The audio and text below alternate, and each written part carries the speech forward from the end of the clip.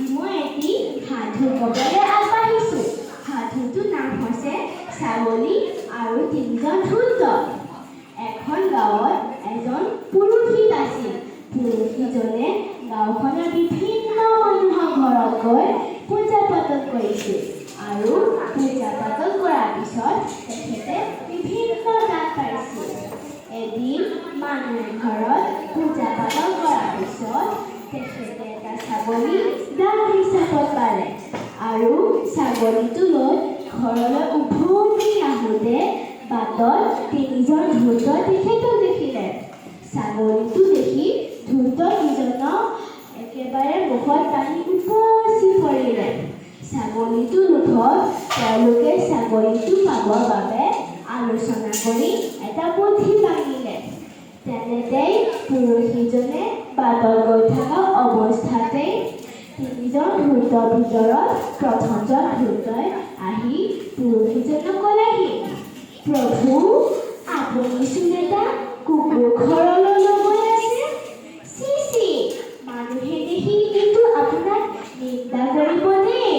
তেতিয়া পুৰোহিতজনে ক'লে, তই দেখা নাই নেকি এইটো এটা ছাগলী? আঁতৰ হ, মোক যাবলৈ দে। তেতিয়া প্ৰথমজন ধূৰ্তই আকৌ ক'লে, ঠিক আছে, মোৰ কথা নুশুনে নাই, তেন্তে আপুনি গৈ থাকক। অলপ দূৰ গৈ থকা পাছতই পুৰোহিতজনে দ্বিতীয়জন ধূৰ্তক লগ পালে।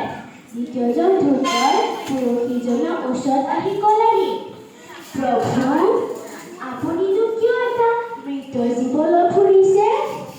মানুহে দেখি আপোনাক কিন্তু নিন্দা কৰিব দেই।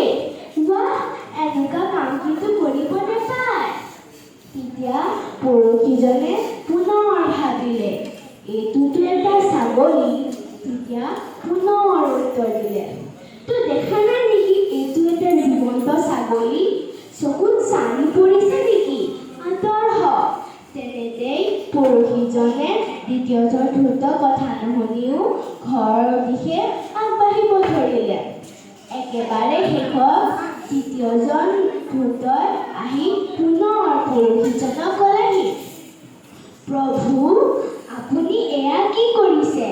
এটা গাধৰ পোৱালি গাধলৈ ফুৰিছে? চি চি, নমাই দিয়ক দেই। মানুহে দেখি আপোনাক কিন্তু বৰ নিন্দা কৰিব। আপুনি বাৰু ভাবি পোৱা নাইনে?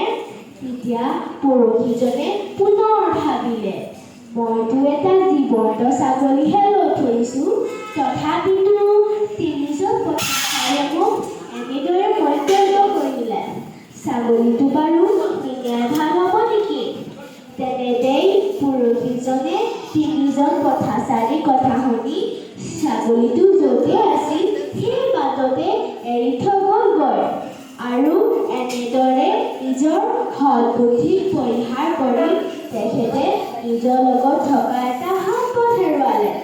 সাধুটোৰ পৰা আমি এটা কথাই বুজিব পাৰোঁ বা এটা শিক্ষা ল'ব পাৰোঁ যে মানুহে সদায় নিজৰ বুদ্ধি আৰু নিজৰ জ্ঞানক আগত ৰাখিব লাগে। কিয়নো তিনিজন পথাচাৰীৰ কথা শুনি পুৰোহিতজনে নিজৰ এটা ভাল বস্তু হেৰুৱালে। গতিকে আমি সদায় নিজ বুদ্ধি আৰু নিজ বিবেকৰ ওপৰতহে গুৰুত্ব দিব লাগে। 10জনে 10টা কথা ক'ব, নিজৰ বুদ্ধি শিলৰ ক্ষতি, আনৰ বুদ্ধি হেনো খাই উজতি। সেয়াই কয় আজি মই সাধুটো এইখিনিতে